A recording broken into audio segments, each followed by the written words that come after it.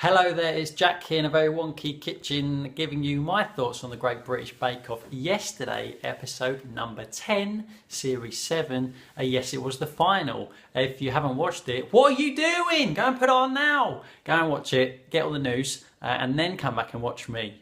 If you're trying to stay spoiler free, lock yourself away somewhere. Turn your phone off, turn the radio off, turn the TV off, because it is everywhere.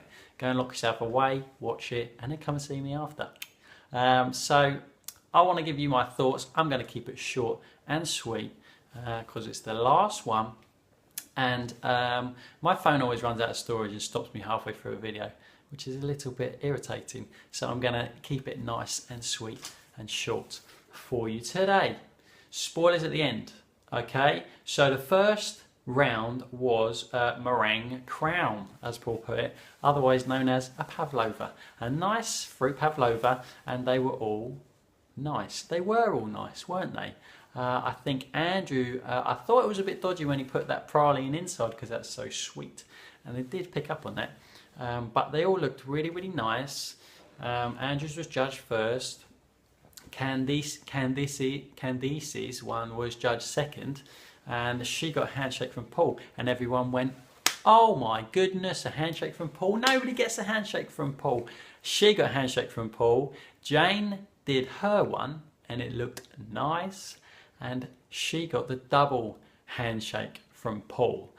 Which was the ultimate. So 2 handshakes given out, none for Andrew, is a little bit sad. Mary Berry loves a pavlova. Come on, she loves a meringue because it's like a marjolaine, isn't it? She loves it. But what she didn't like, which we found out a bit later on, what she quite clearly was not keen on, is black pudding. Ever cook dinner for Mary Berry, don't put black pudding in it, although she will taste it and go, it is different. And be very polite. Good for her, but she doesn't like it. Come on. So round 1, that was round 1, pavlova round. I can't remember who came out on top. It was quite a tricky one. There wasn't a lot in it, I don't think. And even more so, there wasn't a lot in round 2, which was the technical one. Victoria sponge. Make a Victoria sponge with 0 instructions, just the ingredients on the table. And they all did really well. There was not a lot in it. I think Candice's one was a little bit overdone, they said. I think the jam was a little bit runny or something. Jane had a little bit of runny buttercream, something like that. But other than that, there was not a lot in it. I don't think.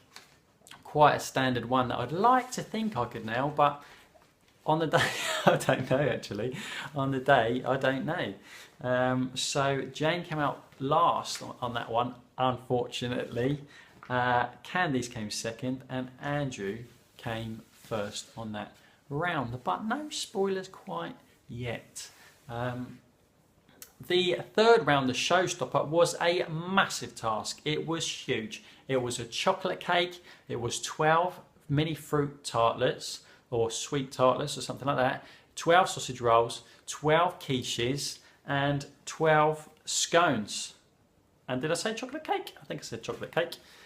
All those things, 49 things in 5 hours. Crikey. If you take out the elements, you're talking about, before anything else, you're talking about sweet pastry, savoury pastry, puff pastry, and then you've got scones and cake to go, and then you've got your fillings, egg mix, whatever you're putting into your quiche, your sausage mix for your sausage roll, your creme pâtissière.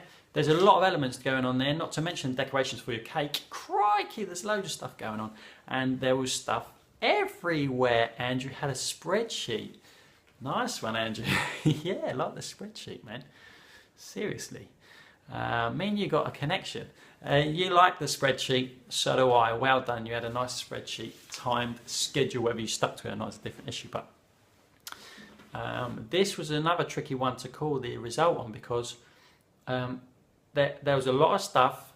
Some things not perfect with some things, and some things perfect with others. So it really kept me on the edge of my seat right till the end. I did have a little heart sinks moment, I think, when Andrew put his little fruit tarts up, and they were very, very soggy underneath, and it was a little bit sad. He was a bit sad, and it made me sad. The whole thing made me very sad, to be quite honest with you. The whole thing, the ending, it's all very, very sad. It's the final. It was the final, but it really is the final. I don't know what's going to happen next year, but we don't know. It could be amazing, could be unbelievable, the best thing since whatever, but we don't know. It's very sad either way that it came to an end. Whoever won, it's very sad anyway.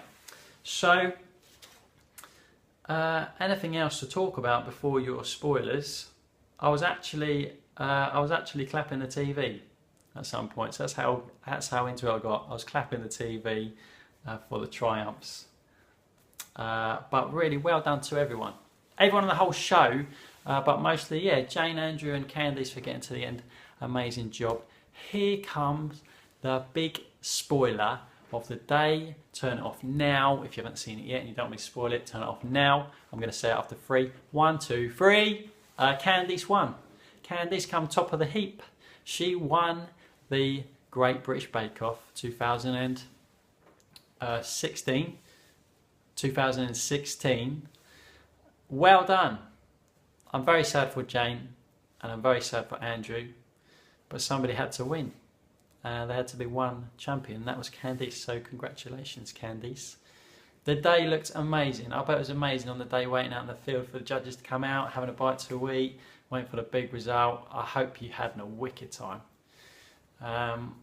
Thank you to everyone for watching my videos. I really appreciate you stopping by, having a little watch of me, having a ramble, and leaving your comments and sharing with your friends and stuff like that. It's so cool.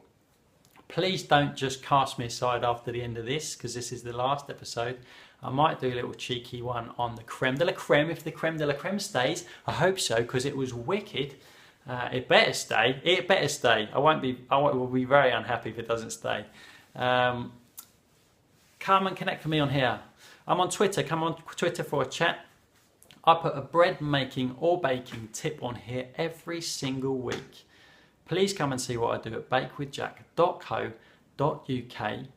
And yeah, I love to hang out on Twitter. So if you want to hang out on Twitter, come and find me and hang out and have a chat. I'm on Instagram and Facebook as well, but I really like to hang out and connect to people on Twitter.